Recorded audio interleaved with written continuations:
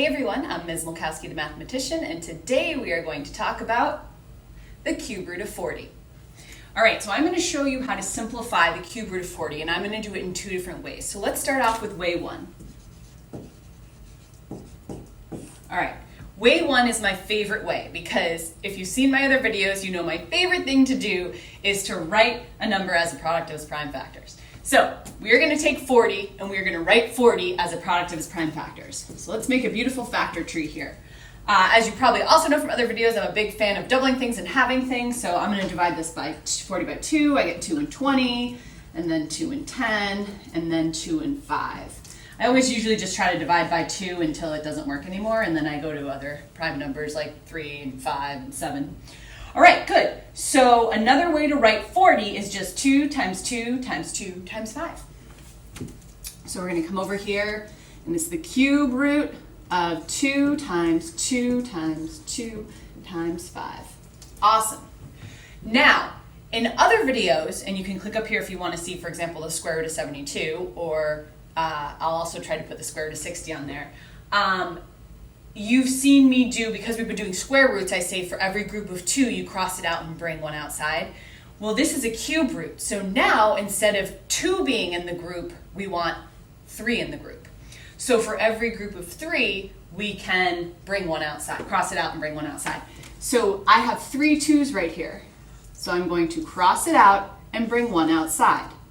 And then, unfortunately, this 5 can't be paired with anything, or grouped with anything, I should say, because it's not a pair when it's cube root. Grouped with anything, so now it has to stay underneath. So I'm just going to change this a little bit here, just to make sure you can see that that 3 is the index. There we go. So it's going to end up being 2 times the cube root of 5 is going to be the simplification of the cube root of 40. So let me just box that. So there you go.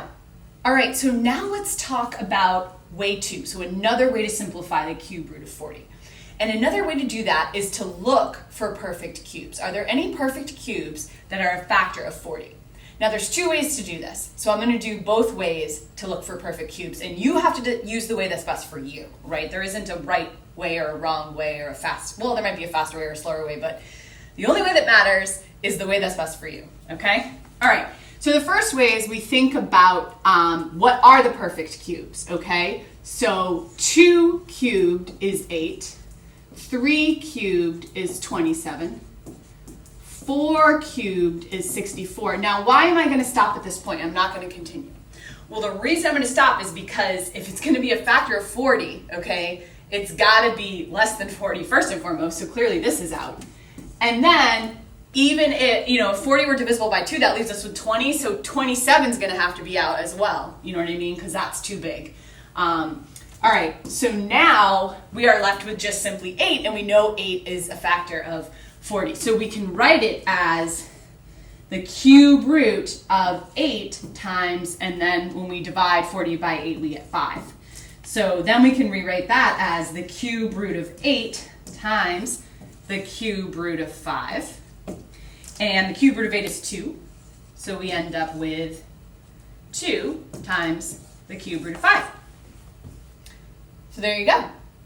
All right, so then the other way, because I mean, a lot of kids like this way. That's why I show this way first. They just like to say, all right, let me just write what my perfect cubes are, and they can see it, easily that way. Other kids like to write, the factor pairs. Okay, so if you think of the factor pairs of 40, so we have 40, and so it's 1 and 40. Okay, that's not going to work out. So 2 and 20, nope, neither one of them is a perfect cube. 3 doesn't work. 4 times 10, neither one's a perfect cube. 5 times 8, boom, boom, boom, there's your perfect cube. So then that would have led us back to writing 40 as 5 times 8 or 8 times 5, doesn't really matter. Then we break it up and we say the cube root of 8 times the cube root of 5, and then we realize the cube root of 8 is 2, and then the cube root of 5 just has to stay because it can't be simplified. So there you go. So that's 2 methods for how to simplify the cube root of 40. Hey everyone, I'm Ms. Mulkowski, the mathematician, and I hope you found that last video helpful. If you have any questions or if there are any topics you'd like to see me cover in future videos, definitely let me know in the comments below. Thank you again for watching. I hope you have a wonderful day, and I'm going to leave you with the most important piece of advice I can give you, which is when you're doing mathematics, always ask why.